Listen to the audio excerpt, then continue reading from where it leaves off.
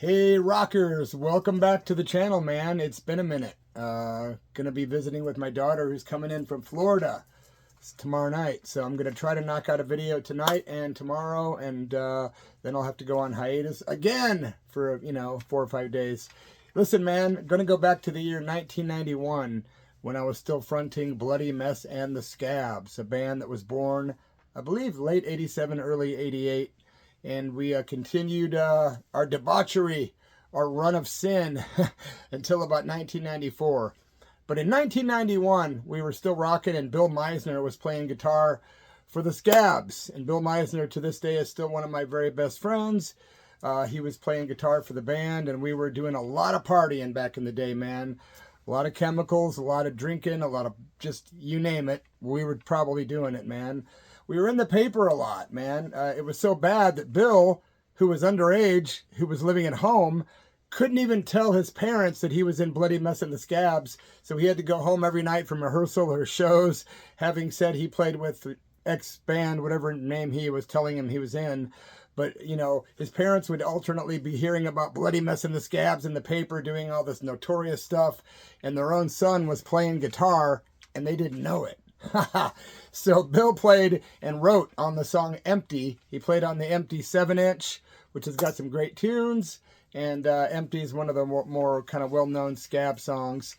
But when the band was partying a lot, we tended to do a lot of chemicals like LSD. Yeah, we tended to do a lot of that, and a lot of drinking and other stuff.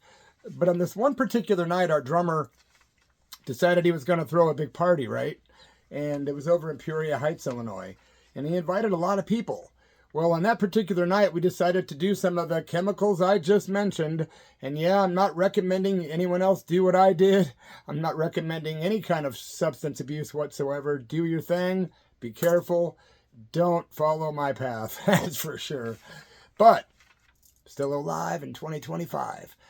So we're at this party. People start to show up.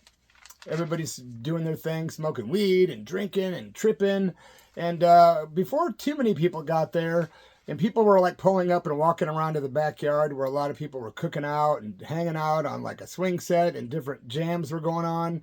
And people were also in the house, including me and Bill, who were pretty obnoxious at the time. We liked to do a lot of pranks and cause general mayhem. Like when we were on stage, you never know what was going to happen. And me and Bill were pretty obnoxious. And on this night, it was no exception. Because this night we were sitting there on the couch. It was like a love seat kind of situation in the living room of the party in Peoria Heights. And people were kind of knocking on the door and going, hey, how do I get through to the party? And we'd say, yeah, just walk straight to the kitchen. There's a door that goes out to the backyard. So me and Bill were sitting there tripping, and we're laughing, man. You know how when you're tripping, you laugh your ass off. For those of you that have tripped, you just get to a point when you're with a friend. If one thing becomes really funny, it becomes hugely funny. And me and Bill decided, I don't know who decided, if it was him or me that came up with the idea, but we decided, wouldn't it be funny if we took all of our clothes off and sat here just completely naked and acted completely normal? And we started dying at the idea, and we finally looked at each other and said, you want to do it? And we were both like, yeah, let's do this. So we completely disrobed, sat on the same couch we were on, literally acting as if nothing was out of the ordinary whatsoever. Within minutes, somebody comes to the front door, walks in, and some girl goes and takes off. Like she runs, man, probably around back, or maybe got in her car and left. And then the next person arrived, and they were doing the same thing, like, oh, like, ha, ha, ha. And they hurried up and went to the kitchen.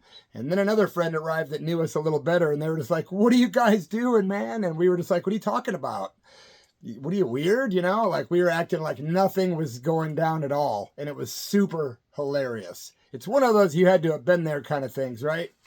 Then we decided, after maybe a half an hour of doing this, after we freaked out enough people, we were like, let's just go walk around and stay naked. So we walked around the house and everyone was tripping out. People were like covering their mouths. People were laughing. People were looking at us, of course. How could you not? I mean, it's worse than a train wreck. A couple of grown freaking men fully naked and, acting like nothing's happening. And people were tripping, and it was funny. And eventually someone said, man, come on, you guys, get dressed. You guys are like making everyone uncomfortable. So we sat there, and I remember Boog getting on the seesaw, teeter-totter with somebody who was fully naked, and we were outside just kind of walking up to people, getting in their personal space, and they're getting completely, you know, like, get out of here, man. It was one of those nights, man. I remember walking in the kitchen later and just sitting down and laughing so hard that we were almost crying laughing. And people, again, they were just like, you guys got to get dressed. And other people were like, you guys got a lot of balls. No pun intended. Because at that point, we probably didn't have many balls. It's probably, you know, never mind. But yeah, man, it was one of those nights that I'll never forget, because I'll never forget the looks on people's faces seeing naked people. At the end of the day, we're all naked. Everyone's naked. I'm naked right now underneath these clothes. But when you're at a party and you're just acting like all nonchalant, que sera, sera, it's a different story, man.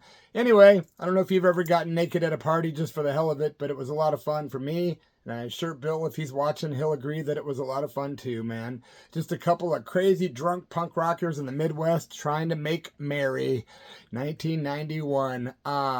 You can go on YouTube and check out Empty, the song by Bloody Mess and the Scabs, and you'll hear Bill Meissner on the guitar. There's many versions of Empty that have been recorded. The Veins re-recorded it. I recorded it with Pat from the Bay City Rollers and Gogs from Holocaust. So there's several versions out there, but if you look up the Bloody Mess and the Scabs version of the song Empty, you'll hear me on vocals and Bill Meissner on guitar.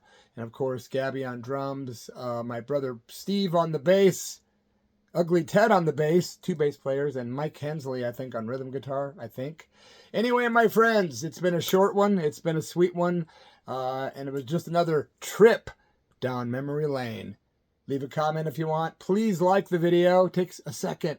And subscribe to the channel if you haven't, rockers. And I'll be back with another rock, punk, metal, or curveball tale before you can say shriveled up on Sid. Adios, man.